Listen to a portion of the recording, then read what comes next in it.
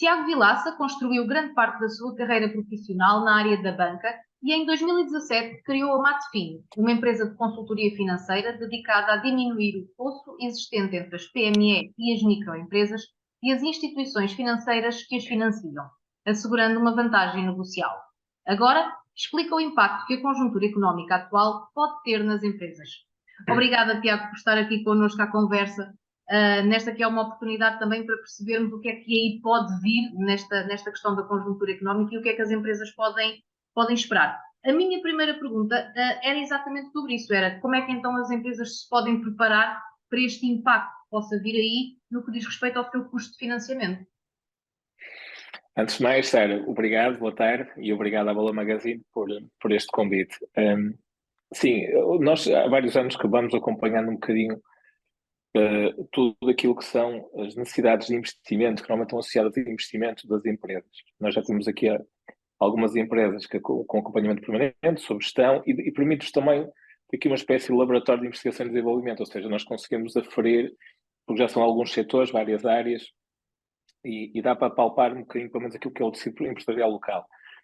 Aquilo que nós vamos sentindo agora com esta variação do aumento das taxas de juros, é muito relacionado com a inflação, é que as empresas acabam por ter um balanço que não está equilibrado. E não vou chamar de desequilibrado, porque parece-me ser um bocadinho chocante, mas a verdade é um bocadinho essa, ou seja, durante algum tempo, portanto, o que a banca acabou por ir a fazer de forma também, portanto, faz parte daquilo que são os objetivos comerciais, foi alocar operações de médio e longo prazo, 4 e 5 anos, mas destinadas exclusivamente a fundo de maneio. Portanto, só isto já é um desequilíbrio, porque normalmente as operações de fundo de maneio é até um ano e não mais do que isso. Bem, mas a verdade é que o mercado funcionou assim, nós próprios aqui também participamos numa porcentagem nesse tipo de operações, e porque foram sempre as linhas associadas àquilo que é o protocolo das sociedades de garantias mútuas e do Banco de Fomento, e que são linhas mais interessantes do ponto de vista de funding, porque há um colateral em termos daquilo que a banca acaba por se cobrar ao cliente.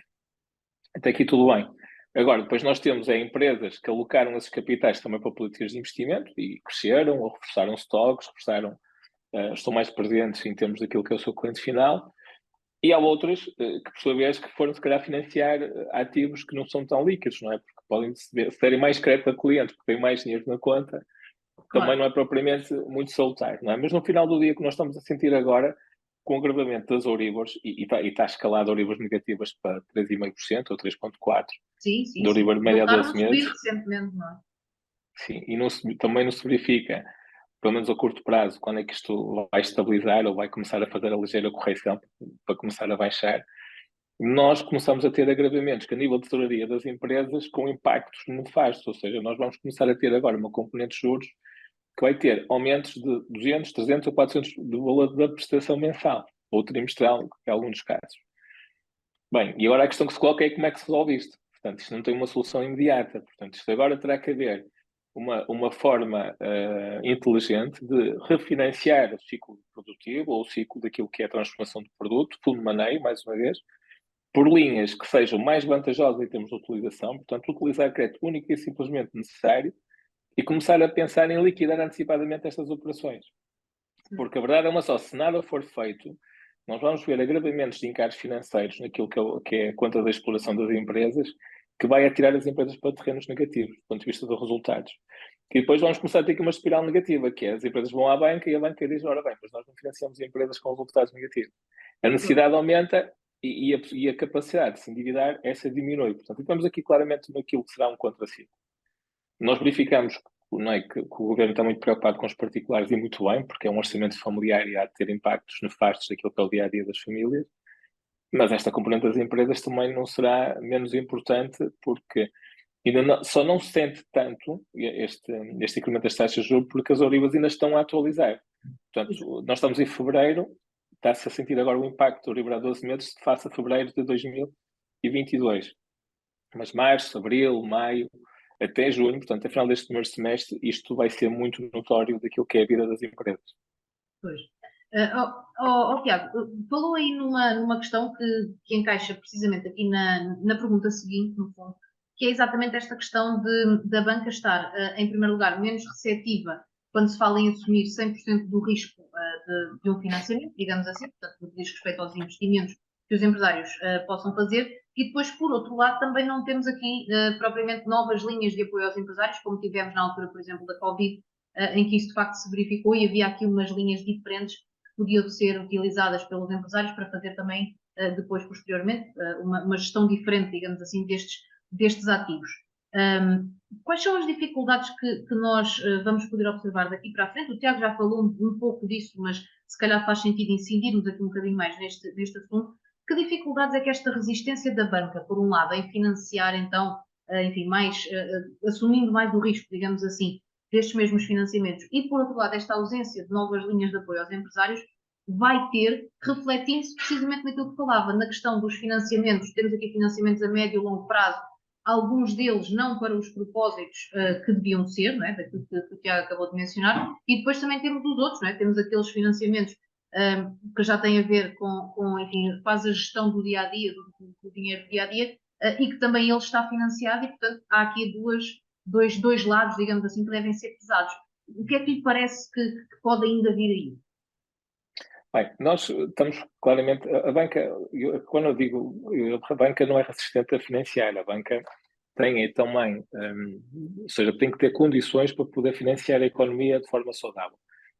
A banca tem uma regulação muito forte daquilo que pode ou não conceder termos de crédito, e aqui entra a tal informação profissional que as empresas têm que ter e também têm que tentar de forma crescente e constante e consistentemente reforçar os capitais próprios. Portanto, o que acaba por acontecer, as empresas estão mais alavancadas em endividamento e financiamento bancário, obviamente que os encargos vão aumentar exponencialmente, no final do dia vão ter menos liquidez e a banca vai estar menos disponível, porque são empresas que, por norma, já podem estar muito financiadas.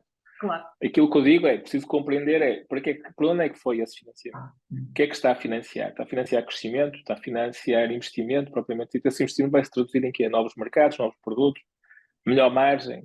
Portanto, nós temos que conseguir compreender o que é que está por trás desta parte daquilo que é o passivo.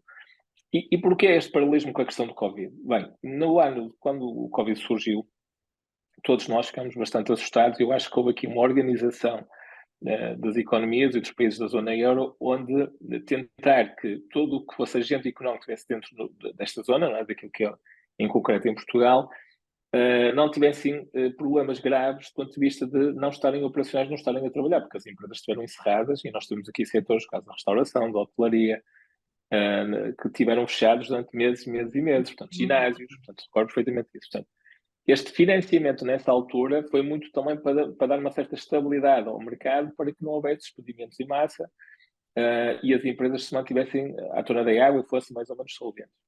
Bem, o que é certo, nessa altura uma série de medidas e daquilo que mais se sentiu foram as tais linhas protocolares pela Sociedade de as Multas e pelo Banco de Fomento, mas de uma maneira geral lá estávamos todos dentro do mesmo barco, portanto todos estavam a sofrer do mesmo problema. Hoje não é isto que se sente. Nós hoje sentimos que há empresas que realmente estão muito líquidas e com muita força para poder comprar bem, porque o valor da margem não está na venda do produto nas empresas, está claramente na compra. Portanto, o mercado neste momento na venda autorregula-se, portanto, se não se comprar bem, é um problema.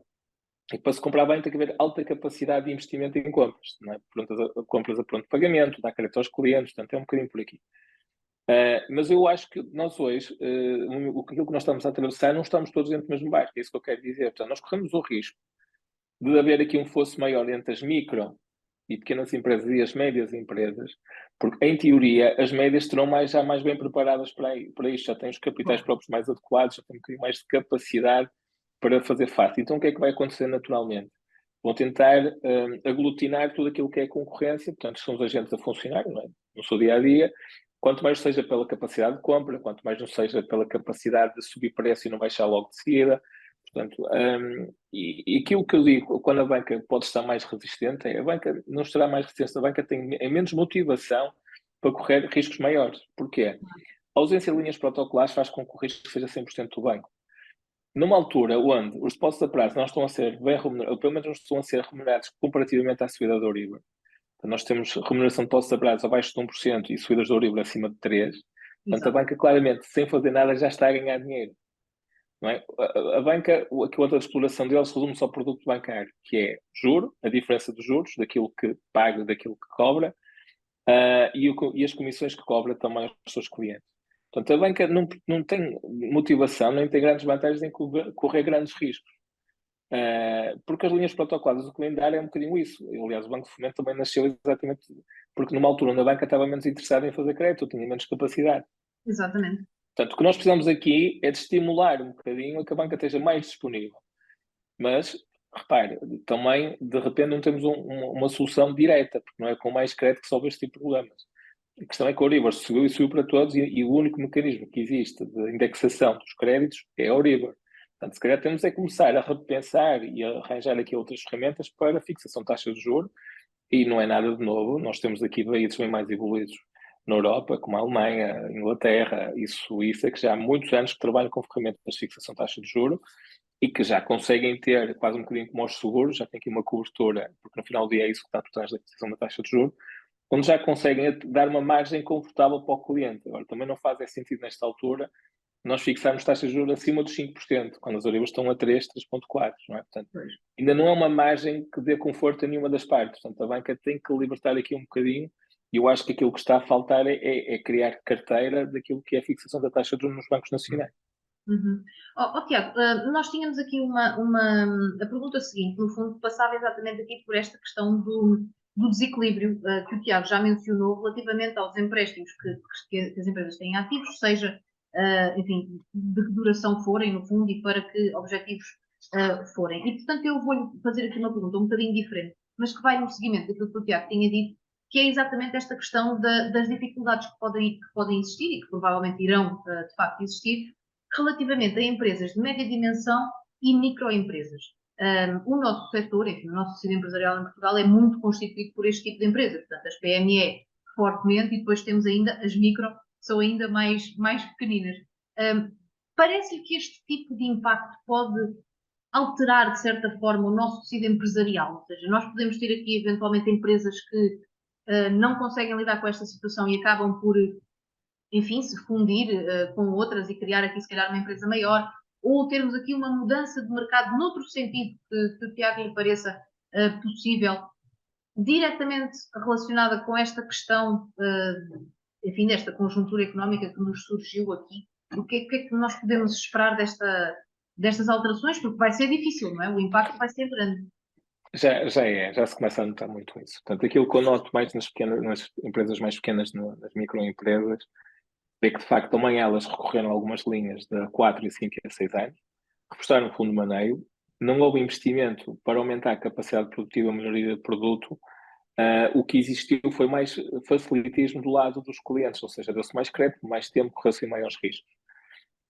Isto é uma realidade. E é normal, quando as pessoas veem dinheiro na conta, há uma tendência natural para as coisas estarem, em teoria, mais tranquilas. Portanto, Claro. mas o que acaba por acontecer é que os prazos médios de recebimento estão-se a esticar. Nós temos visto aqui, portanto, e temos médios a cobrar, dependendo muito do setor, mas andamos com cobranças entre os 90 a 120 dias, e já estamos a ver aqui, em algumas áreas, a tentar esticar para os 180, que são 6 meses. Mas, sério, mas ainda não se está a sentir o agravamento das Euribors na sua plenitude. Portanto, nós estamos no início. E agora o que nós sabemos é que tudo que for renovado agora, se for Euribor média a 12 meses, vai ter mais 12 meses com a mesma taxa de juros. E estes aumentos que lhe falei de 200, 300 e 400% vai ser para os próximos 12 meses. E então qual é a tendência que o empresário vai ter? De buscar mais crédito à banca. Porquê? Porque o lado fornecedor não vai querer falhar os prazos, porque quer manter, não é, esta parte Claro, de honrar alguma os seus liquidez, não compromissos. é? Também é necessária. Com certeza. Do lado do cliente, se o cliente já está a esticar, não vai conseguir que o cliente vá antecipar, isto não vai acontecer. Portanto, o que me parece é que as empresas vão ter mais necessidade de reforço de financiamento. E isso vai se traduzir em resultados negativos no final do ano, de certeza absoluta. Aquilo que eu digo é que haja é quase como uma abdicação, não é? Para tudo se quer bom senso e um bocadinho, não é? Tem que ser aqui a ver, não se pode exagerar. Obviamente que o endividamento bancário é positivo quando alavanca em termos de capacidade produtiva ou de imobilizar aquilo que são as empresas ou investimentos, mas aqui tem que ser feito de uma forma mais criteriosa, ou seja, tem que se voltar a olhar de forma crítica, e é isto que nós fazemos aqui nos nossos cantos todos os dias. Nós pedimos atualizações indexantes, nós liquidamos linhas antecipadamente e vamos contratar outras, portanto tem que estar permanentemente a olhar para o mercado da banca como nós olhamos para o mercado de compras. O que eu acho que está a faltar um bocadinho neste momento é isso, Eu respeito muito o empresário português enquanto gestor, porque no final do dia o empresário português é sempre um sobrevivente. Ninguém se iluda. É alguém que domina muito o processo e o produto. E de alguma maneira consegue sempre. Agora, do ponto de vista de gestão, nós temos é que estar munido com pessoas dentro da parte financeira, não é? Porque uma empresa depois faz-se do todo, este é o tal equilíbrio económico ou financeiro. Não é? Do ponto de vista de gestão, temos é que estar munidos com pessoas que, de uma maneira crítica, consigam substituir, buscar novas fontes de financiamento, mas não numa ótica de resolver um problema hoje para poder pagar aos meus fornecedores, mas numa ótica de eu vou criar aqui uma estratégia, um caminho para que o meu ativo exigido a curto prazo esteja muito próximo de mim, normalmente a cobrança de clientes, que os fornecedores vou gerir o melhor que conseguir e que puder para ganhar prazo sem pagar encargos, porque é sempre o mais barato. E do lado da banca, eu vou ter que ter estritamente o necessário para aquilo que é a minha política de investimentos existir, quando não existe investimento, para reforçar única e simplesmente aquilo que é o ciclo produtivo. E quando nós conseguimos fazer isto, esta pressão que estamos a sentir agora e que vamos sentir ainda mais do ponto de vista do aumento do juro, ela fica um bocadinho mais diluída. Quando nós olhamos para a parte do balanço daquilo que é o financiamento corrente e não corrente, as empresas nos últimos anos, quando se endividam a mais de um ano, empréstimos de 3, 4, 5 e 6 anos, estão a aumentar o passivo não corrente. Se não existe investimento e o ativo não corrente não cresce, portanto há aqui um desequilíbrio grande daquilo que é exigido a longo prazo e aquilo que é a curto prazo. Portanto, tem que haver uma tentativa ao contrário, fazer uma pressão junto dos clientes para tentar receber o mais depressa possível e começar a pensar num plano de antecipação destes financiamentos para reduzir o encargo financeiro. Portanto, mas o que tem que existir sempre é um equilíbrio entre o meu passivo corrente associado ao meu ativo corrente e o meu passivo não corrente associado ao não corrente, que normalmente é uma política de investimentos que tem que estar em curso. Quando isto existe, nós conseguimos sair um bocadinho acima daquilo que é a média do setor e aí os bancos conseguem perceber, porque os departamentos de risco estão preparados para isso e estão sempre disponíveis para financiar tudo o que for necessário. Claro, claro que sim. No fundo é fazer um match, não é? Tem que fazer aqui um Claro, casamento. claro, é fundamental e é fundamental esse acompanhamento constante que referia, não é? Essa constante análise daquilo que se está a passar enfim, na nossa empresa, vamos dizer assim, e aquilo que nós podemos, no fundo, ir gerindo, não é? Portanto, ir pagando, por um lado, e ir também, enfim, pedindo aos nossos clientes, digamos assim, Só uma nota, paguem. eu recordo-me que há uns anos nós começámos a trabalhar no fecho de contas a partir de março. Fevereiro, março. Nós hoje começamos a trabalhar numa antecipação de fecho de contas a partir de outubro, do próprio Sim. exercício. E no final do dia é isto que nós temos que olhar de forma empírica sempre para aquilo que são as nossas empresas. É compreender que não podemos estar à espera que as coisas aconteçam e temos também que criar condições, uma estratégia para que possam vir a acontecer. E o deadline aqui é muito importante, sim. Claro, claro. Tiago, mais uma vez, muito obrigada. Foi um gosto poder contar consigo. Mais uma vez, enfim, também veremos aqui o que é que esta conjuntura nos reserva, no fundo, aqui para o futuro. Quanto a si, já sabe, outros conteúdos multimédia, além destes, estão disponíveis no nosso site www.valormagazine.pt. Não deixe de nos visitar.